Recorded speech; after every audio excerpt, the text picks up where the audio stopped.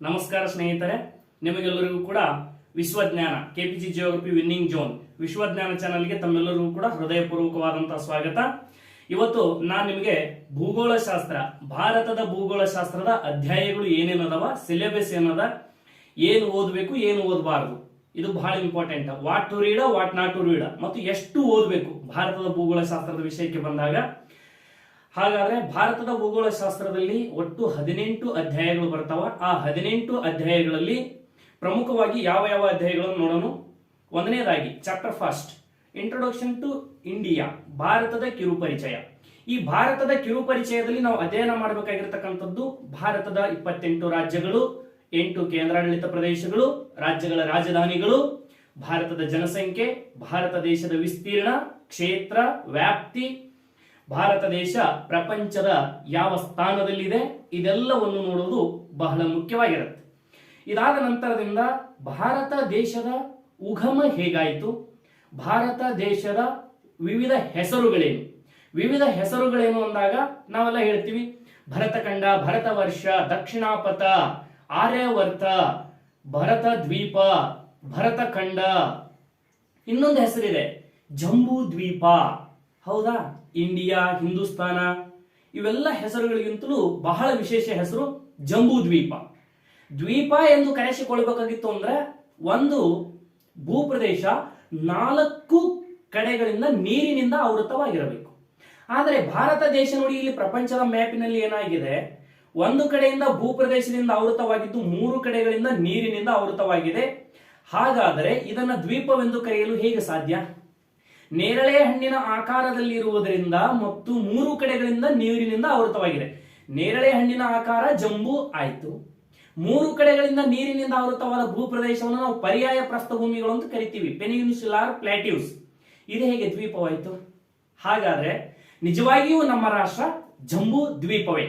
ನೇರಳೆ ಹಣ್ಣಿನ ಆಕಾರದಲ್ಲಿದ್ದು ದ್ವೀಪ ರಾಷ್ಟ್ರವಾಗಿ ಭಾರತ ದೇಶ ಏಷ್ಯಾ ಖಂಡಕ್ಕೆ ನೀರಿನಲ್ಲಿ ತೇಲುತ್ತಾ ಬಂದಿದೆ. ಒಂದಾನೊಂದು ಕಾಲದಲ್ಲಿ ಭಾರತ ದೇಶ ಎಲ್ಲಿತ್ತು ಅಂತ ಕೇಳಿದ್ರೆ ಈ ಆಫ್ರಿಕಾ ಖಂಡದ ಮಡಗಾಸ್ಕರ್ ರಾಷ್ಟ್ರಕ್ಕೆ ಹೊಂದಿಕೊಂಡಿತ್ತು. ಏನ್ ಹೇಳ್ತಾ ಇದ್ದೀರಾ ಸರ್? S, absolutely.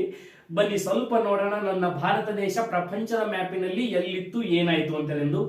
ಮೊಟ್ಟ ಮೊದಲ ಬಾರಿಗೆ ಭೂಮಿ ಉಗಮಗೊಂಡ ನಂತರದಿಂದ ಸುಮಾರು 4.5 ಬಿಲಿಯನ್ ಇಯರ್ಸ್ ಬ್ಯಾಕ್ ನಮ್ಮ ಭೂಮಿ ಉಗಮ ಆಗುತ್ತೆ. ಆ ಉಗಮಗೊಂಡ ಸುಮಾರು 225 ದಶಲಕ್ಷ ವರ್ಷಗಳ ಹಿಂದೆ, 250 ಮಿಲಿಯನ್ ಇಯರ್ಸ್ ಬ್ಯಾಕ್, ಆವಾಗಿನ ಯುಗ ಪರ್ಮಿನಿಯನ್ ಯುಗ. ಆ ಪರ್ಮಿನಿಯನ್ ಯುಗದಲ್ಲಿ ಭೂಮಿ ಅಖಂಡವಾಗಿದ್ದಿತ್ತು. ನೆಕ್ಸ್ಟ್ 200 ದಶಲಕ್ಷ ವರ್ಷಗಳ ಹಿಂದೆ ಟ್ರಯಾಸಿಕ್ ಯುಗ ಅಂತ ಬಂತು. ಅಖಂಡವಾಗಿದ್ದ ಭೂಮಿ 200 ದಶಲಕ್ಷ ವರ್ಷಗಳಿಗೆ ಭೂಖಂಡ ಬಿರುಕು ಬಿಟ್ಟಿತ್ತು. ಬುರುಕು ಬಿಟ್ಟಂತ ಭೂಖಂಡ 135 ದಶಲಕ್ಷ ವರ್ಷಗಳ ಹಿಂದೆ ಜುರಾಸಿಕ್ ಯುಗ ಅಂತ ಕರಿತೀವಿ. ಜುರಾಸಿಕ್ ಪಾರ್ಕ್ ನೋಡಿದಿರಲ್ವಾ? ದೊಡ್ಡ ದೊಡ್ಡ ಅನಕೊಂಡಗಳು, ಡೈನೋಸಾರ್ಗಳು ಎಲ್ಲ ಇದೆ, ಹೌದಲ್ಲ, ಏಪುಗಳು, ನೆಕ್ಸ್ಟ್ ಗೋರಿಲ್ಲಾ ಎಲ್ಲ ಇವೆ. ಈ ಜುರಾಸಿಕ್ ಯುಗಕ್ಕೆ ಬಂದಂತೆ ಭೂಖಂಡಗಳು ಚಲನೆಯನ್ನ ಮಾಡೋದಕ್ಕೆ ಆರಂಭಗೊಳಿಸ್ತವೆ. ಸುಮಾರು 65 ದಶಲಕ್ಷ ವರ್ಷಗಳ ಹಿಂದೆ ಕ್ರೆಟೇಸಿಯಸ್ ಯುಗಕ್ಕೆ ಬಂದಂತೆ ಕಾಲಕ್ರಮೇಣವಾಗಿ ಭೂಪ್ರದೇಶಗಳು ತಮ್ಮ ಸ್ಥಾನವನ್ನು ತಲುಪುವುದಕ್ಕೆ ಹೊರಡ್ತಾ ಇರುತ್ತವೆ. ಸರ್, ನಮ್ಮ ಭಾರತ ದೇಶದ ಒಂದು ಭೂಪ್ರದೇಶದ ಖಂಡ ಎಲ್ಲಿದೆ ಸರ್? ಇಲ್ಲಿದೆ ನೋಡಿ, ಇದೇ ಆಫ್ರಿಕಾ ಖಂಡ. ಇದು ಆಫ್ರಿಕಾ ಖಂಡ. ಈ ಆಫ್ರಿಕಾ ಖಂಡದ ಬಳಿ ಇಲ್ಲಿ ಸಂಧ್ಯ ಆಗದಲ್ಲಪ್ಪ, ಇದು ಭಾರತ ದೇಶ. ನೆಕ್ಸ್ಟ್ ಇಲ್ಲಿ ಐತಲ್ಲ ಈ ಫಾರ್ಮೇಶನ್ ಆಗಿರೋದು, ಇದು ಭಾರತ. ನೆಕ್ಸ್ಟ್ ಇಲ್ಲಿದೆ ನೋಡಿ ಸುಂದರವಾದ ಭಾರತ. ನೆಕ್ಸ್ಟ್ 65 ದಶಲಕ್ಷ ವರ್ಷಗಳ ಹಿಂದೆ. ನೆಕ್ಸ್ಟ್ ಅಟ್ ಪ್ರೆಸೆಂಟ್ ನಾವು ಕಾಣ್ತಾ ಇದೀವಿ ನನ್ನ ಭಾರತ ದೇಶ 23.12 ಕರ್ಕಾಟಕ ಸಂಕ್ರಾಂತಿ ವೃತ್ತದ ಬಳಿ ಭಾರತವಿದೆ. ಹೆಂಗೆಲ್ಲ ಸರಿತಾ ಬಂತು ನಮ್ಮ ಭಾರತ ದೇಶ ಅಂದ್ರೆ, ಸುಮಾರು 71 ದಶಲಕ್ಷ ವರ್ಷಗಳ ಹಿಂದೆ ಆಫ್ರಿಕಾ ಖಂಡದಿಂದ ಬೇರ್ಪಟ್ಟ ಭಾರತ ದೇಶ ಆಫ್ರಿಕಾ ಖಂಡದ ಬಳಿ ಇದ್ದ ಒಂದು ಮಹಾ ಅಕ್ಷಾಂಶ ಯಾವುದು ಗೊತ್ತಾ? ಮಕರ ಸಂಕ್ರಾಂತಿ ವೃತ್ತ. ಆ ಮಕರ ಸಂಕ್ರಾಂತಿ ವೃತ್ತದ ಬಳಿ ಇದ್ದ ಭಾರತ ದೇಶ ಇವತ್ತು ಕರ್ಕಾಟಕ ಸಂಕ್ರಾಂತಿ ವೃತ್ತಕ್ಕೆ ಬಂದಿದೆ ಅಂದ್ರೆ ಕಾರಣ ಇಷ್ಟೇ, ಪ್ಲೇಟ್ ಟೆಕ್ಟಾನಿಕ್ ಅಂದ್ರೆ ಭೂಖಂಡಗಳ ಚಲನ ಸಿದ್ಧಾಂತ. ಆಲ್ಫ್ರೆಡ್ ಪೇಜ್ನರ್ ಹೆಸರಿಸಿದ. ಹಾಗಾದ್ರೆ ಸುಮಾರು ನಮ್ಮ ಭಾರತ ದೇಶ ನೋಡಿ 38 ದಶಲಕ್ಷ ವರ್ಷಗಳ ಹಿಂದೆ ಸಮಭಾಜಕ ವೃತ್ತದ ಬಳಿ ಇತ್ತು. ಅದಾದ ನಂತರದಿಂದ 10 ದಶಲಕ್ಷ ವರ್ಷಗಳ ಹಿಂದೆ ಹಿಮಾಲಯಗಳನ್ನ ಉಗಮಗೊಳಿಸುತ್ತಾ ಇನ್ನೂ ಉಗಮ ಆಗ್ತಾನೆ ಇವೆ, ಇನ್ನೂ ಹಿಮಾಲಯಗಳು ಬೆಳಿತಾನೆ ಇವೆ. ಅದೆಲ್ಲ ಯಾಕೆ ಹಿಮಾಲಯ ಬೆಳೀತಾ ಇದೆ, ಯಾಕೆ ಭಾರತ ದೇಶ ಹಿಂಗಾಯ್ತು, ಆ ಒಂದು ಆಫ್ರಿಕಾ ಖಂಡದ ಬಳಿ ಇದ್ದ ಭಾರತ ದೇಶ ಯಾವ ಕಾರಣದಿಂದಾಗಿ ಇವತ್ತು ಏಷ್ಯಾ ಖಂಡದ ಕಡೆಗೆ ಬಂತು, ಅಲ್ಫ್ರೆಡ್ ವಿಜನರ್ ಪ್ಲೇಟ್ ಟೆಕ್ಟಾನಿಕ್ ನಲ್ಲಿ ಏನ್ ಹೇಳಿದ್ರು, ಈ ಎಲ್ಲ ಸಿದ್ಧಾಂತಗಳನ್ನ, ಈ ಎಲ್ಲಾ ನಿಯಮಗಳನ್ನ ಇಂಡೆಫ್ಟ್ ಆಗಿ ಕಲಿಯೋಣ ಇನ್ನು ಮುಂದೆ ಭಾರತದ ಭೂಗೋಳ ಶಾಸ್ತ್ರದಲ್ಲಿ. ನೆಕ್ಸ್ಟ್ ನೋಡಿ, 2ನೇ ಅಧ್ಯಾಯ ಬರುತ್ತೆ, ಜಿಯಾಲಜಿ ಆಫ್ ಇಂಡಿಯಾ, ಭಾರತದ ಭೂವಿಜ್ಞಾನ. ಜಿಯಾಲಜಿಕಲ್ ಮ್ಯಾಪ್ ಇಂಡಿಯಾದ ನಿಮ್ಗೆ ಕಾಣ್ತಾ ಇದೆಯಲ್ಲ, ಅದರ ಪಕ್ಕದಲ್ಲಿ ದ ಆರ್ಯನ್ ರಾಕ್ ಸಿಸ್ಟಮ್ ಅಂತ ಕಾಣ್ತಾ ಇದೆ. ಆರ್ಯನ್ ಶಿಲಾ ವ್ಯವಸ್ಥೆ, ಭಾರತ ದೇಶದಲ್ಲಿ ಕಂಡು ಬರುವುದು 4 ಪ್ರಮುಖವಾದ ಶಿಲಾ ವ್ಯವಸ್ಥೆಗಳು ಕಂಡು ಬರುತ್ತೆ. ಆರ್ಯನ್ ಶಿಲಾ ವ್ಯವಸ್ಥೆಯಲ್ಲಿ ಮತ್ತೆ 4: tertiary system, Deccan trap, next Mesozoic system and Gondwana system. ಹೌದಾ? ಅದಾದ ಮೇಲೆ ದ್ರವಿಡಿಯನ್ ರಾಕ್ ಸಿಸ್ಟಮ್, ಅಲ್ಲಿ ಕಾರ್ಬೋನಿಫೆರಸ್ ಬರುತ್ತೆ. ಕಾರ್ಬನ್ ಮತ್ತು ಫೆರಸ್ ಅರ್ಥ, ಕಾರ್ಬನ್ ಅಂದ್ರೆ ಏನು, ಇದ್ದಿಲು, ಇಂಗಾಲ. ಫೆರಸ್ ಅಂದ್ರೆ ಕಬ್ಬಿಣ. ಈ ಕಬ್ಬಿಣ ಮತ್ತು ಇಂಗಾಲಗಳು ಯಾವಾಗ ಭೂಮಿಯಲ್ಲಿ ಫಾರ್ಮೇಶನ್ ಆಗ್ತಾ ಬಂತೋ ದಟ್ ಈಸ್ ಕಾರ್ಬೋನಿಫೆರಸ್. ಅದೇ ರೀತಿಯಾಗಿ ಜಗತ್ತಿನಲ್ಲಿ ನಿರ್ಮಾಣಗೊಂಡ ಈ ಕಾರ್ಬನ್ ಮತ್ತು ಫೆರಸ್ ಭಾರತದಲ್ಲಿನೂ ಯಾವ ಯಾವ ಹಂತದಲ್ಲಿ ನಿರ್ಮಾಣಗೊಂಡಿತು, ಕಾರ್ಬೋನಿಫೆರಸ್ ಯುಗ ಈ ಭಾರತ ದೇಶದಲ್ಲಿ ಯಾವಾಗಿತ್ತು. ಹೌದಾ? ಎಲ್ಲ ವಿಶೇಷ ಅನಿಸ್ತಾ ಇದೆಯಲ್ಲ? ಎಸ್. ನೆಕ್ಸ್ಟ್ ಬರುತ್ತೆ ಪುರಾಣ ರಾಕ್ ಸಿಸ್ಟಮ್. ಪುರಾಣ ಅಂದ್ರೆ ಏನ್ ಸರ್? ಹಿಂದೂ ಮಹಾಭಾರತ ದೇಶದಲ್ಲಿ 18 ಪುರಾಣಗಳಿವೆ. ಆ ಪುರಾಣಗಳನ್ನು ಪುರಾಣ ಶಿಲಾ ವ್ಯವಸ್ಥೆ ಅಂತ ಹೇಳಿದ್ರೆ ಅದು ಏನು ಅಂತ ಎಲ್ಲ ಬರುತ್ತೆ. ನಾನು ನಿಮಗೆ ಡೆಪ್ತ್ ಆಗಿ ಥಿಯರಿ ಕ್ಲಾಸ್ ಹೇಳಬೇಕಾದಾಗ ಹೇಳ್ತೀನಿ. ನೆಕ್ಸ್ಟ್ ನೋಡಿ ವಿಂಧ್ಯ ಸಿಸ್ಟಮ್. ಅದರಲ್ಲಿ ಇದು ವಿಂಧ್ಯ ಸಿಸ್ಟಮ್ ಅಂದ್ರೆ ವಿಂಧ್ಯ ಪರ್ವತ ಶ್ರೇಣಿಯಲ್ಲಿ ಕಂಡು ಬರುವಂತಹ ಶಿಲಾ ವ್ಯವಸ್ಥೆ. ನೆಕ್ಸ್ಟ್ ಕಳಪ್ಪ ಸಿಸ್ಟಮ್ ಅಂದ್ರೆ ಆಂಧ್ರ ಪ್ರದೇಶ, ತೆಲಂಗಾಣ, ತಮಿಳುನಾಡಿನ ಉತ್ತರದ ಭಾಗ, ಒರಿಸ್ಸಾದ ದಕ್ಷಿಣದ ಭಾಗ, ಕರ್ನಾಟಕದ ಪೂರ್ವ ಭಾಗ, ಅಲ್ಲೆಲ್ಲ ಕಡಪ ರಾಕ್ ಸಿಸ್ಟಮ್ ಹೇಗಿದೆ ಅಂತ ನೋಡೋಣ.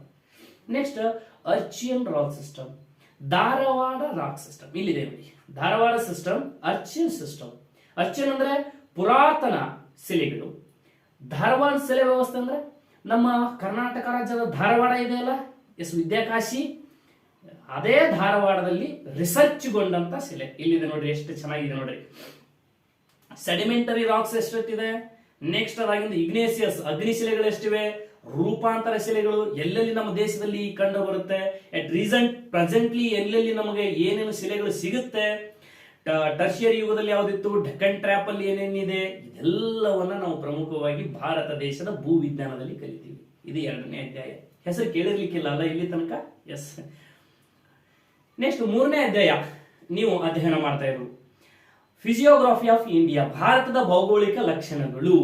ಭಾರತದ ಭೌಗೋಳಿಕ ಲಕ್ಷಣಗಳು ಅಂತ ಅಂದಾಗ ಉತ್ತರ ಭಾರತದ ಮಹಾ ಪರ್ವತಗಳು, ಉತ್ತರ ಭಾರತದ ಮಹಾ ಮೈದಾನ, ದಕ್ಕನ್ ಪ್ರಸ್ಥಭೂಮಿ, ಭಾರತದ ಕರಾವಳಿ, ಭಾರತದ ದ್ವೀಪಗಳು, ಈ ಎಲ್ಲಾ ಅಂಶಗಳನ್ನ ಹೇಗಿದೆ ನೋಡಿ ನಮ್ಮ ಹಿಮಾಲಯ, ಈ ಹಿಮಾಲಯಗಳ ಬಗ್ಗೆ ಅಧ್ಯಯನ ಮಾಡೋದಿರಬಹುದು. ಇಲ್ಲಿರುವಂತಹ ಮಹಾ ಒಂದು ಪ್ಲೇನ್ ಬಗ್ಗೆ, ಹೌದಾ, ಇಂಡೋ ಗಂಗ್ಯಾಟಿಕ್ ಪ್ಲೇನ್ ಅಂತ ಕಾಣಿಸ್ತಾ ಇದೆಯಲ್ಲ, ಈ ಇಂಡೋ ಗಂಗ್ಯಾಟಿಕ್ ಪ್ಲೇನ್ ಇರಬಹುದು. ನೆಕ್ಸ್ಟ್ ಇಲ್ಲಿರುವಂತಹ ಡಕ್ಕನ್ ಪ್ಲೇಟು, ದಕ್ಕನ್ ಪ್ರಸ್ಥಭೂಮಿ ಅಂತ ಕಾಣಿಸ್ತಾ ಇದೆಯಲ್ಲ, ಈ ದಕ್ಕನ್ ಪ್ರಸ್ಥಭೂಮಿ ಇರಬಹುದು. ಈ ಕಡೆ ಇರುವಂತಹ ಕೋಸ್ಟ್ ಕರಾವಳಿ, ಹೌದಾ, ಈ ಕರಾವಳಿಯ ಬಗ್ಗೆ, ಭಾರತ ದೇಶದ ದ್ವೀಪಗಳ ಬಗ್ಗೆ, ಇದೆಲ್ಲದರ ಕುರಿತಾದಂತ ಸಂಪೂರ್ಣವಾದ ಭೌಗೋಳಿಕ ಲಕ್ಷಣಗಳು, ಫಿಸಿಕಲ್ ರೀಸನ್ಸ್, ಫಿಸಿಯೋಗ್ರಫಿ ಆಫ್ ಇಂಡಿಯಾ, ಈ ಎಲ್ಲ ಅಂಶಗಳನ್ನು ಕುರಿತು ಸಂಪೂರ್ಣವಾಗಿ ಅಧ್ಯಯನ ಮಾಡೋಣ. ನೆಕ್ಸ್ಟ್ ನಾವು ನೋಡ್ತೀವಿ ರಿವರ್ ಸಿಸ್ಟಮ್. ನೀವು ಇಲ್ಲಿ ತನಕ ತಿಳ್ಕೊಂಡಿದ್ದೀರಿ ರಿವರ್ ಸಿಸ್ಟಮ್ ಅಂತ ಅಂದ್ರೆ ಅದು ಬ್ಯೂಟಿಫುಲ್ ರಾಂಗ್ ಆಗುತ್ತೆ. ಅದನ್ನ ನಾವು ಅನ್ಬೇಕಾಗಿರ್ತಕ್ಕಂಥದ್ದು ಡ್ರೈನೇಜ್ ಪ್ಯಾಟರ್ನ್. ಹೌದಾ? ಏನ್ ಸರ್ ಡ್ರೈನೇಜ್ ಪ್ಯಾಟರ್ನ್, ಯಾಕೆ ರಿವರ್ ಸಿಸ್ಟಮ್ ಅನ್ಬಾರ್ದು? ಅದೆಲ್ಲ ನೆಕ್ಸ್ಟ್ ಥಿಯರಿ ಕ್ಲಾಸ್ ಬಂದಾಗ ಹೇಳ್ತೀನಿ. ಯಾವಾಗ ಅದು ರಿವರ್ ಅಂತ ಕರೆಸ್ಕೊಳ್ಳುತ್ತೆ, ಫಸ್ಟ್ ಬೇಸಿಕಲಿ ಒಂದು ಉಗಮ ಆಗುತ್ತಾ ಇದೆ, ನದಿ ಅಥವಾ ನೀರಿನ ಮೂಲ ಉಗಮ ಆಗುತ್ತಾ ಇದೆ ಅಂದ್ರೆ ಅದನ್ನ ನಾವು ಡ್ರೈನೇಜ್ ಪ್ಯಾಟರ್ನ್ ಅಂತಾನೆ ಕರೆಯೋದು. ಹುಟ್ಟಿದ ಕೂಡಲೇ ಅಥವಾ ನೀರು ಹರಿತಾ ಇದೆ ಅಂದ ಕೂಡಲೇ ಅದಕ್ಕೆ ನದಿ ಅನ್ನಕ್ ಆಗಲ್ಲ. ಮುಂದೆ ವೆನ್ ಇಟ್ ವಾಸ್ ಫ್ಲೋ ಆಗ್ತಾ ಹೋಗುತ್ತೋ ಅವಾಗ ಅದೊಂದು ಹೆಸರು ಕೊಟ್ಟು ನದಿ ಅಂತ ಕರಿತೀವಿ. ಇದರಲ್ಲಿ ಬಹಳ ವಿಶೇಷತೆ ಇದೆ. ಒಳಚರಂಡಿ ವ್ಯವಸ್ಥೆ, ಭಾರತದ ನದಿ ವ್ಯವಸ್ಥೆ, drainage system, drainage pattern, river basin, river catchment areas, ಇವೆಲ್ಲವನ್ನ ಅಧ್ಯಯನ ಮಾಡ್ತೀವಿ. ಇದಾದ ನಂತರದಿಂದ ಡ್ರೈನೇಜ್ ಪ್ಯಾಟರ್ನ್ಸ್ ಅಂತ ನಾನು ಇಲ್ಲಿ ಒಂದು ಪಾಯಿಂಟ್ ಹಾಕಿದ್ದೀನಿ ನೋಡಿ. ಹಾಗಾದ್ರೆ ಇದರಲ್ಲಿ ಇದೆ ನೋಡಿ ಡ್ರೈನೇಜ್ ಸಿಸ್ಟಮ್.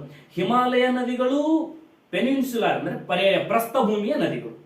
ಈ ಹಿಮಾಲಯದ ನದಿಗಳಲ್ಲಿ ಆಂಟಿಸಿಡೆಂಟ್ ಅಂತ ಅಂದ್ರೆ ನಮ್ಮ ಭಾರತ ದೇಶದಲ್ಲಿ ಹಿಮಾಲಯಗಳು ಮೊದಲನೇ ಅಧ್ಯಾಯ ಹೇಳ್ಬೇಕಾದಾಗ ಹೇಳಿದೆ ನಾನು, ಹಿಮಾಲಯಗಳು ಉಗಮ ಆಗ್ತಾನೆ ಬರ್ತಾ ಇವೆ, ಇನ್ನೂ ಉಗಮ ಆಗ್ತಾನೆ ಇವೆ ಅಂತ. ಅಂದ್ರೆ ಭಾರತ ದೇಶದ ಈ ಹಿಮಾಲಯಗಳು ಉಗಮಗೊಳ್ಳುವುದಕ್ಕಿಂತ ಪೂರ್ವದಲ್ಲಿ ಹರಿಯುತ್ತಿದ್ದಂತಹ ನದಿಗಳು.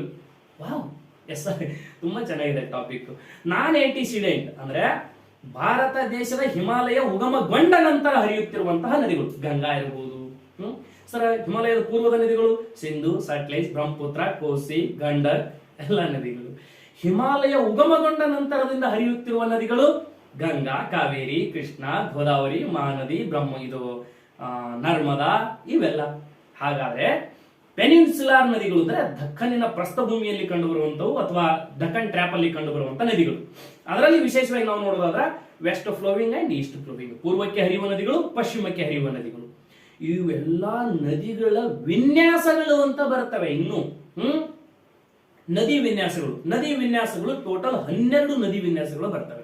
ಜಾಲಾಕಾರ, ವಲಯಾಕಾರ, ವೃಕ್ಷಾಕಾರ, ಪರ್ವತಾಕಾರ, ಬೆಟ್ಟದಾಕಾರ, ಜಾಲಾಕಾರ, ಹೌದಾ, ಆಯತಾಕಾರ, ಕೋನೀಯ ಆಕಾರ, ಪಕ್ಷಿಪಾದಾಕಾರ, ಟೋಟಲ್ ಹೀಗೆ 12 ವಿಧಗಳು ಬರ್ತವೆ. ಟೈಪ್ ಆಫ್ ಡ್ರೈನೇಜ್ ಪ್ಯಾಟರ್ನ್ಸ್, 12 ವಿನ್ಯಾಸಗಳು. ಅವುಗಳು ಹೇಗಿವೆ ಅಂತ ಎಲ್ಲವನ್ನು ಸವಿವರವಾಗಿ ಒಂದೊಂದಾಗಿ ನೋಡ್ತಾ ಹೋಗೋಣ.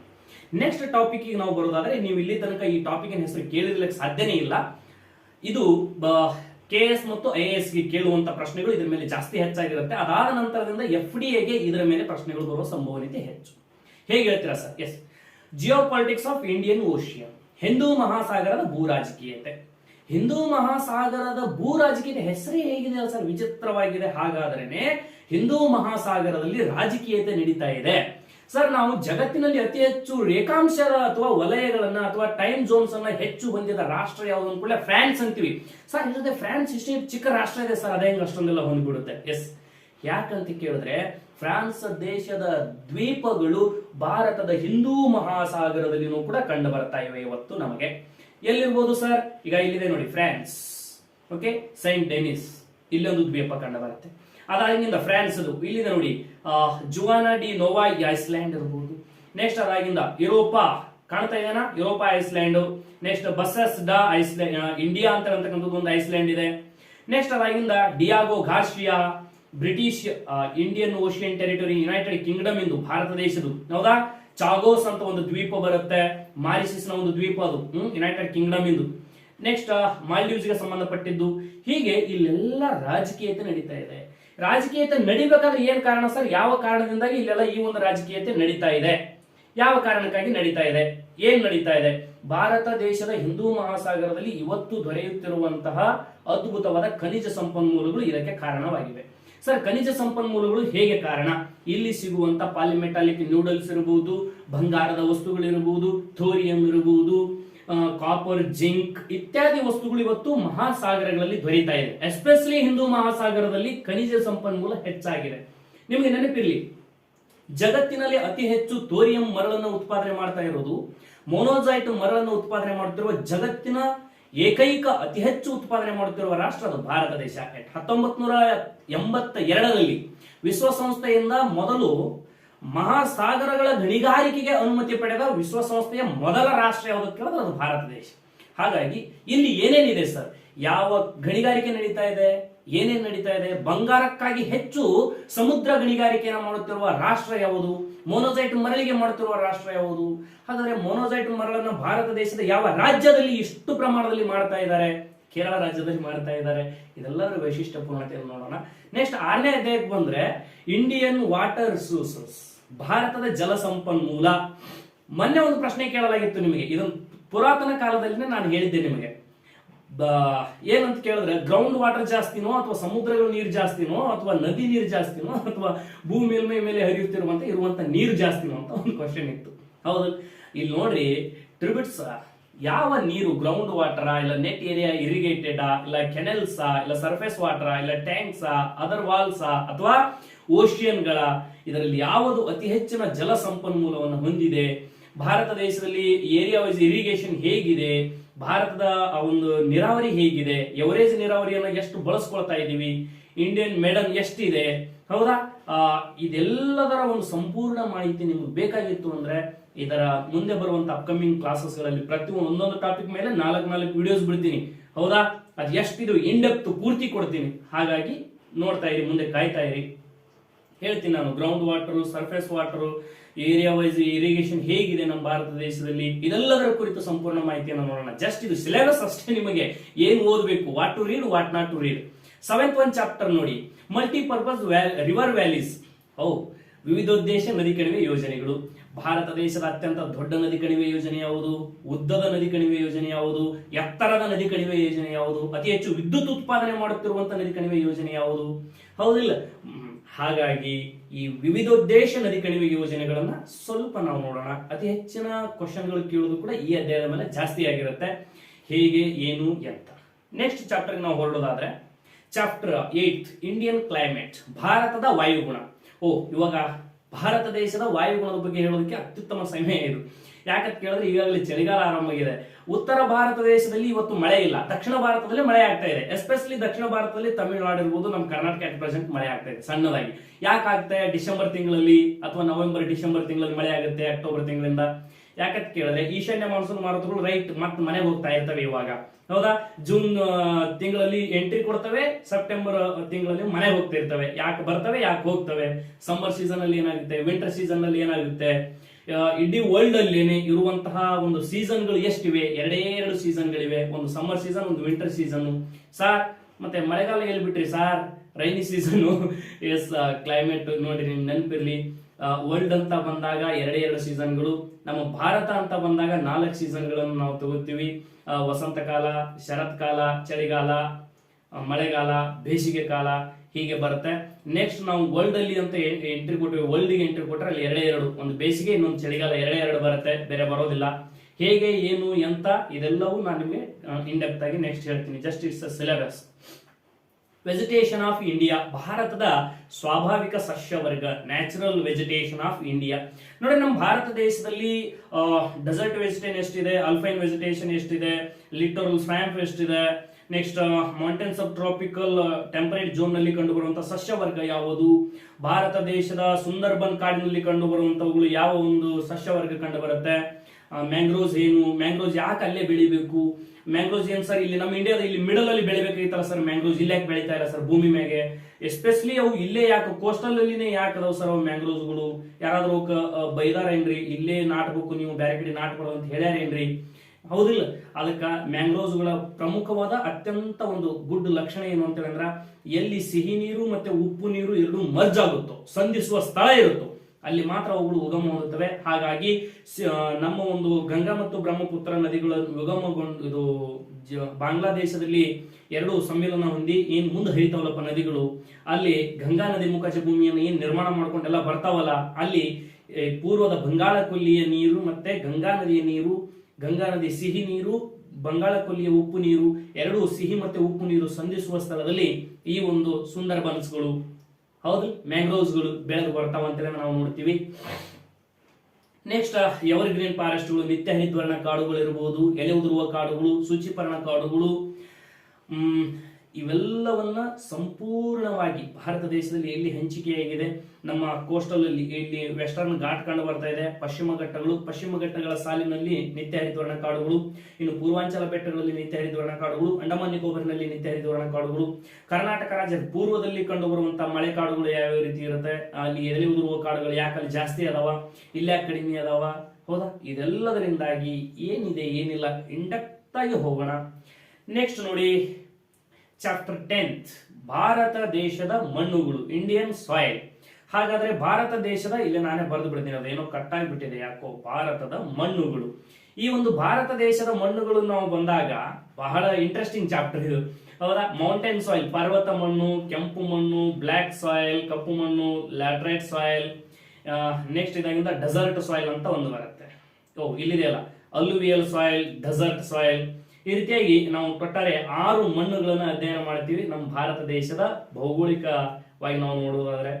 ಎಲ್ಲಿ ಯಾವ ಮಣ್ಣಿನಲ್ಲಿ ಯಾವ ಬೆಳೆಯನ್ನು ಸೂಕ್ತವಾಗಿ ನಾವು ಬೆಳಿತೀವಿ, ಕಪ್ಪು ಮಣ್ಣಿಗೆ ಯಾವ ಬೆಳೆ ಸೂಕ್ತ ಇದೆ, ಕೆಂಪು ಮಣ್ಣಲ್ಲಿ ಯಾವ ಬೆಳೆ ಹೆಚ್ಚಾಗಿ ಬೆಳಿತೀವಿ, ಕೆಂಪು ಮಣ್ಣು ಆ ಭೂ ಪ್ರದೇಶದಲ್ಲಿನೇ ಯಾಕೆ ಹೆಚ್ಚಾಗಿ ಆಗ್ಬೇಕಾಗಿತ್ತು, ಮಹಾರಾಷ್ಟ್ರದಲ್ಲಿನೇ ಕಪ್ಪು ಮಣ್ಣು ಹೆಚ್ಚು ಯಾಕೆ ಕಂಡು ಬರುತ್ತಾ, ತಮಿಳುನಾಡಿನಲ್ಲೇ ಕೆಂಪು ಮಣ್ಣು ಯಾಕೆ ಜಾಸ್ತಿ ಕಂಡು ಬರಬೇಕು, ಹೌದಿಲ್ಲ, ಅಲುವಿಯಲ್ ಸಾಯಿಲಪ್ಪ, ಹೌದಾ, ಮೆಕ್ಕಲು ಮಣ್ಣು ಅದೇ ಯಾಕೆ ಉತ್ತರ ಭಾರತದ ಮಹಾ ಮೈದಾನದಲ್ಲೇನೆ ಹೆಚ್ಚು ಕಂಡು ಬರಬೇಕು, ದಕ್ಷಿಣ ಭಾರತ ಕಂಡು ಬರಬೇಕಿತ್ತಲ್ಲ ಯಾಕೆ ಬರ್ತಾ ಇಲ್ಲ, ಇವೆಲ್ಲಾ ಪ್ರಶ್ನೆಗಳಿಗೆ ನಿಮ್ಗೆ ಉತ್ತರ ಸಿಗುತ್ತೆ ಇನ್ ಡೆಪ್ತ್ ಕ್ಲಾಸ್ ಅಲ್ಲಿ.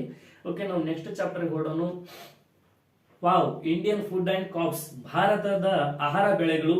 ಮೇಜರ್ ಆಗಿ ನಮ್ಗೆ ಈಗಾಗಲೇ ನಾವು ವಾಯುಗುಣನೂ ನೋಡಿ ಆಯ್ತು, ಭಾರತ ದೇಶಕ್ಕೆ ಮಳೆನೂ ಬಂದಾಯ್ತು, ಮಣ್ಣು ಸಿಕ್ಕಾಯ್ತು, ಇದೆಲ್ಲ ಸಿಕ್ಕ ಮೇಲೆ ನಾವು ಬೆಳೆ ಬೆಳಿಬೇಕಲ್ಲ. ಹಾಗಾಗಿ major crops of India, Bharat ದೇಶದ ಮುಖ್ಯ ಆಹಾರ ಬೆಳೆಗಳನ್ನು ನಾವು ನೋಡೋದಾದ್ರೆ ಆಹಾರ ಬೆಳೆಗಳಿರ್ಬೋದು, ಅದರ ದೆನ್ ಗ್ರೈನ್ಸ್ ಇರ್ಬೋದು, ಗ್ರೈನ್ಸ್ ಮೀನ್ಸ್ ಎಣ್ಣೆ ಕಾಳಿನ ಬೀಜಗಳು ಇರ್ಬೋದು, ಅಥವಾ ವಾಣಿಜ್ಯ ಬೆಳೆಗಳು, ಲಾಭಕಾರಿಕ ಬೆಳೆಗಳು ಇರ್ಬೋದು, ತೋಟಗಾರಿಕಾ ಬೆಳೆಗಳು, ತಿನ್ನಕ್ಕಾಗದೇ ಇರುವಂತವು ನಾನ್ ಫುಡ್ ಅಂತೀವಿ, ಹೌದಾ, ನಾರಿನ ಬೆಳೆಗಳು ಅಂತ ಬರುತ್ತೆ. ನೆಕ್ಸ್ಟ್ ಅದಾಗಿಂದ ಫೈಬರ್ ಕ್ರಾಪ್ಸ್ ನೋಡ್ರಿ, ಹತ್ತಿ, ಜೂಟ್ ಇವೆಲ್ಲ ಬರುತ್ತೆ.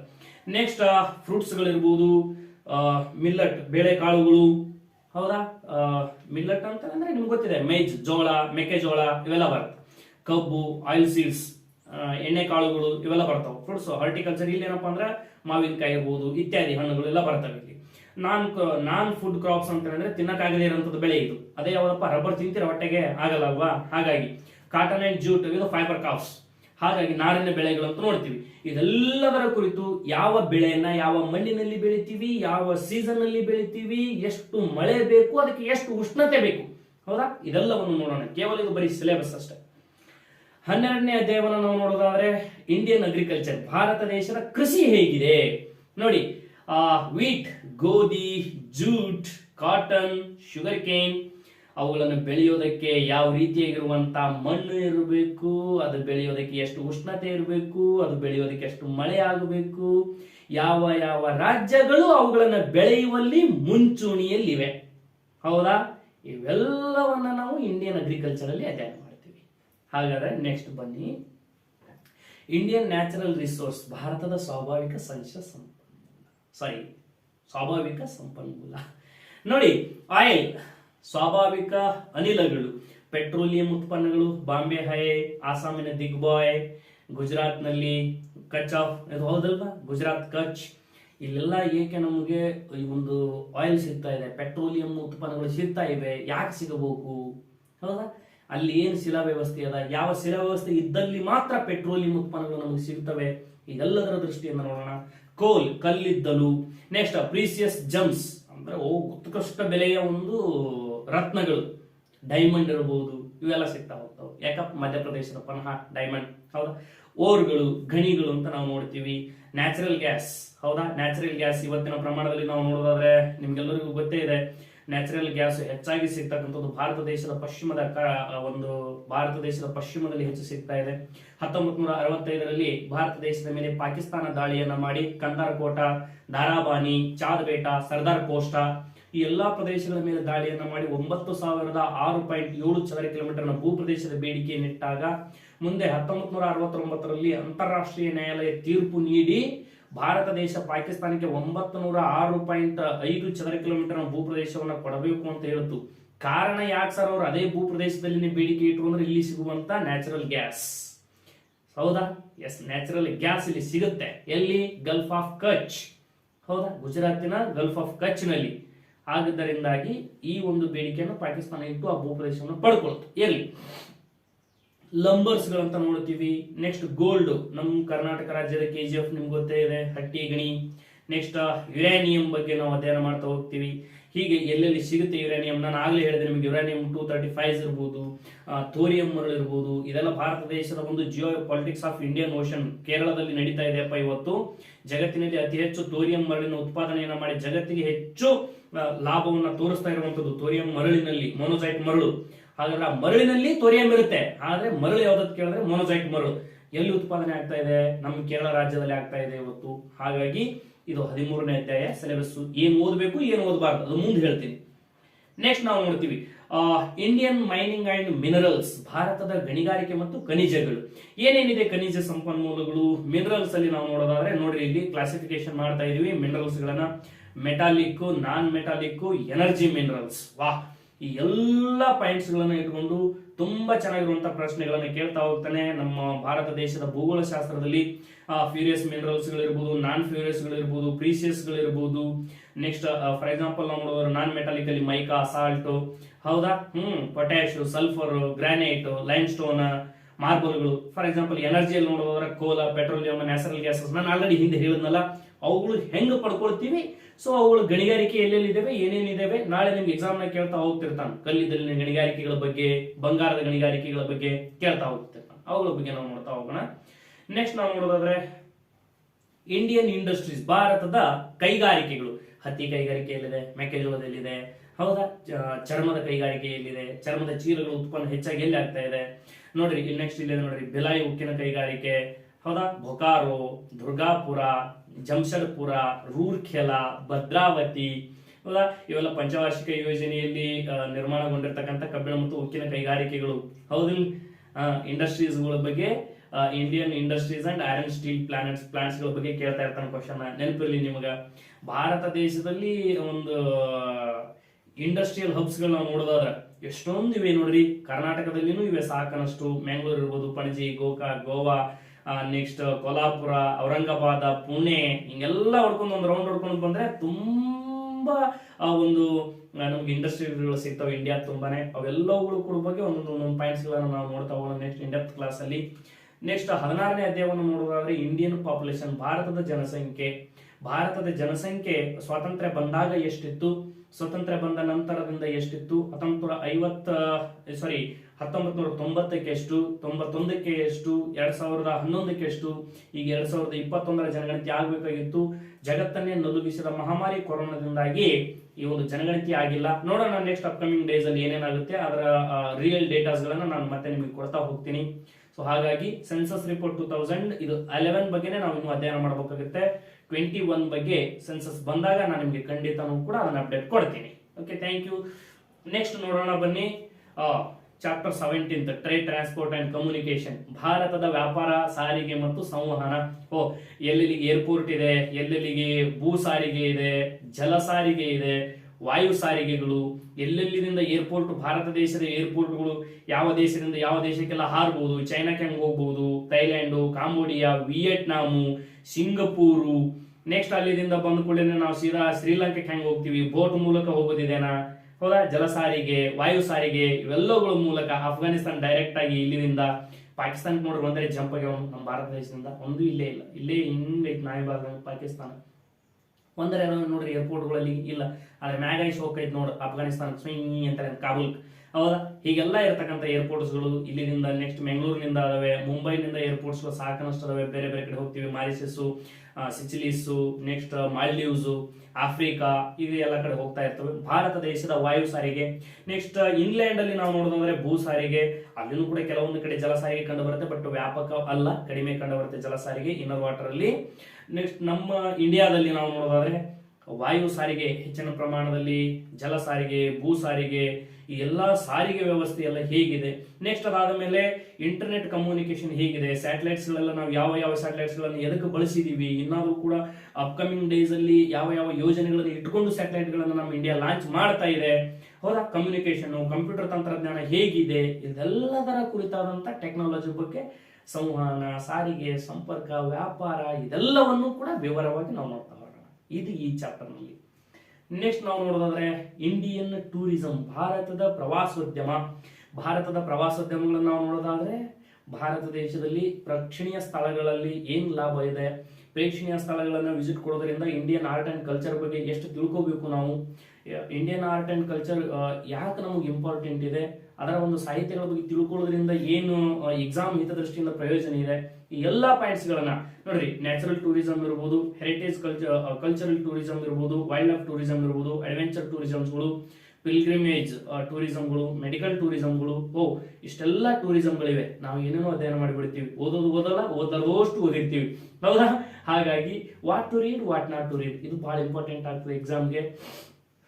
ಟೂರಿಸಂ ಬಗ್ಗೆ ನಾವು ನೋಡೋಣ. ಪ್ರವಾಸೋದ್ಯಮದ ಬಗ್ಗೆ, ಭಾರತದ ಪ್ರವಾಸೋದ್ಯಮ ಇಲಾಖೆ ಯಾವಾಗ ಸ್ಥಾಪನೆ ಆಯಿತು, ಯಾಕಾಯ್ತು, ಯಾರು ಮಾಡಿದ್ರು, ಅದರ ಗುರಿ ಉದ್ದೇಶಗಳೇನು, ಧ್ಯೇಯ ಉದ್ದೇಶಗಳನ್ನು, ಅದರ ದಿನಾಚರಣೆಯನ್ನು, ಪ್ರವಾಸೋದ್ಯಮ ದಿನಾಚರಣೆಯನ್ನು ಯಾವಾಗ ಆಚರಣೆ ಮಾಡ್ತೀವಿ, ಈ ಎಲ್ಲ ಪ್ರಶ್ನೆಗಳನ್ನು ನಾವು ಮುಂಬರುವ ದಿನಗಳಲ್ಲಿ ಅಧ್ಯಯನ ಮಾಡೋಣ. ಸೊ ನೋಡಿದ್ರಲ್ಲ, ನಿಮಗೆ 18 ಅಧ್ಯಾಯಗಳು.